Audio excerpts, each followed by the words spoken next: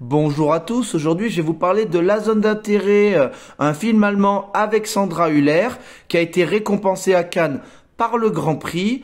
Donc le film sortira le 31 janvier et moi j'ai pu le voir ce soir en avant-première.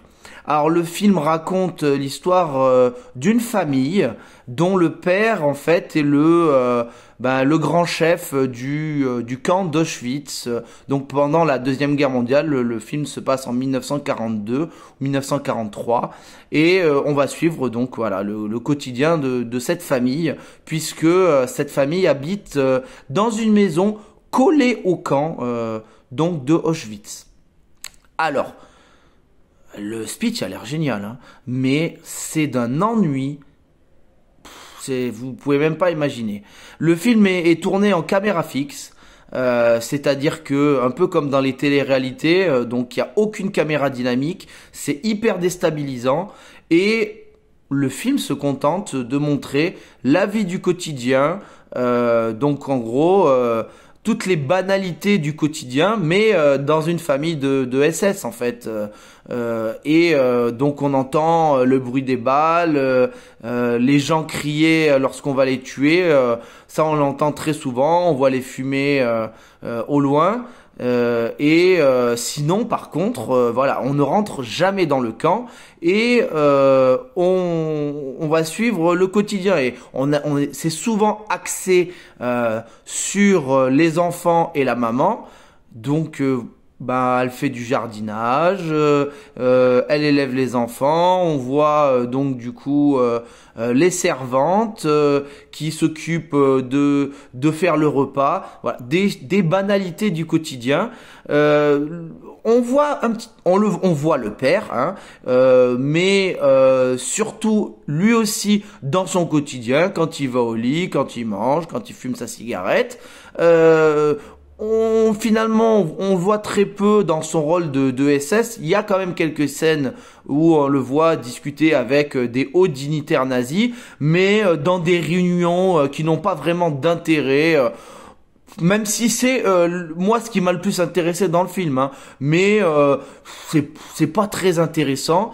Il n'y a pas vraiment de scénario, hein, on suit vraiment ce quotidien et le film il est ultra contemplatif. Ça s'attarde beaucoup sur les fleurs, sur le jardin. En fait, le film, il est axé sur une idée, c'est un message qu'on veut faire passer, c'est que voilà, il y a un détachement par rapport à leur inhumanité justement, puisque le responsable du camp tue toute la journée des gens par milliers, mais on le voit jamais tuer, et elle aussi, elle a ses idées nazies, hein, on le voit plusieurs fois dans le film, mais ils se comportent normalement dans leur maison, et c'est justement cette dualité qui est mise en scène dans ce film, c'est-à-dire un quotidien relativement banal, et à côté de ça, ils sont le mari est responsable, et la mère, elle aussi, est totalement complice de l'assassinat de milliers de personnes par jour.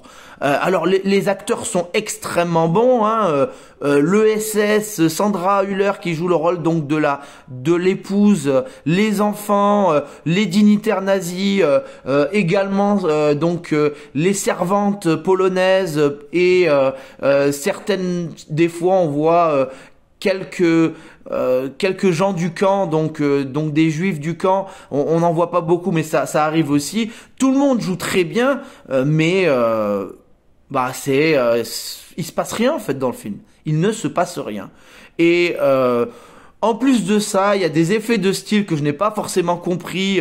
Le film débute par un écran noir de 2 minutes avec une espèce des bruits derrière. J'ai pas vraiment compris ce que c'était. À un moment, il y a pareil un écran rouge. On voit aussi un moment des choses qui se passent dans la nuit. J'ai pas vraiment compris ce qui s'y passait. Alors effectivement, on n'est pas dans le spectaculaire, ça paraît ultra réaliste et c'était certainement le but du film, mais il n'y a pas de trame scénaristique et il se passe vraiment rien pendant ce film. C'est pas du tout un film axé grand public. Je peux vous assurer que la majorité des gens qui iront voir ce film s'ennuieront. En tout cas, ça a été mon cas.